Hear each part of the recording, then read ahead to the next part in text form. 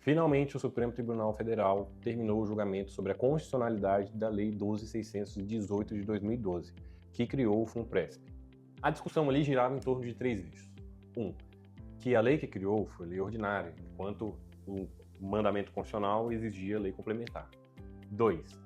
Que a entidade FUNPRESP deveria ter natureza de fundação pública, que foi criado como privado.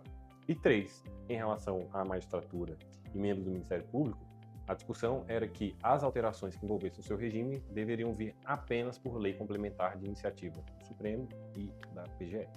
Ademais, tinha uma discussão interessante sobre a corrupção legislativa na emenda 41, que ordenava a criação dessa instituição para a gestão do regime de previdência complementar. Afinal de contas, houve condenações no mensalão justamente pela compra de votos em relação à aprovação dessa emenda 41.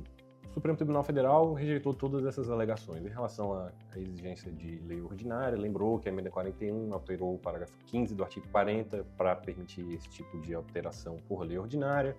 Em relação à ideia do regime público da entidade FUNPRESP, o Supremo analisou que, enfim, embora constituído sobre as bases do direito privado, se submete a entidade a normas de direito público, tal como licitação, concurso, enfim.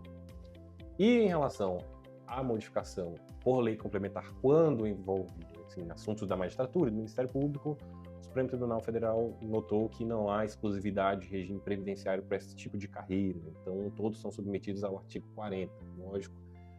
Então a Previdência ela afeta ao funcionalismo como um todo, inclusive a magistratura e o Ministério Público. Bem, um julgamento tardio, o FUNPRESP já estamos em quase que para uma segunda década de funcionamento. Acaba que isso entrou no planejamento previdenciário desses servidores. Muitos que viveram essa transição de regime têm direito ao benefício especial. Pode ser atrativo ou não, cada um deve avaliar especificamente a sua condição previdenciária. Para uns, a paridade é mais interessante, inclusive para aqueles que se aposentam pela média, talvez possa ter algo de interessante. E o regime de previdência complementar, agora que o Supremo Tribunal Federal validou isso, deve entrar aí no cálculo da vantajosidade. A questão é, o FUNPRESP, embora já tenha mais de década de funcionamento, ainda carece de uma institucionalização. Muitos servidores sequer sabem o real e exato cálculo, por exemplo, do benefício especial. São várias essas janelas de abertura para adesão, justamente porque os servidores não conseguem fazer uma opção esclarecida em relação a isso. Então, tem muitos avanços e retrocessos nessa matéria. É sempre importante, para o seu futuro previdenciário, consultar um advogado especialista.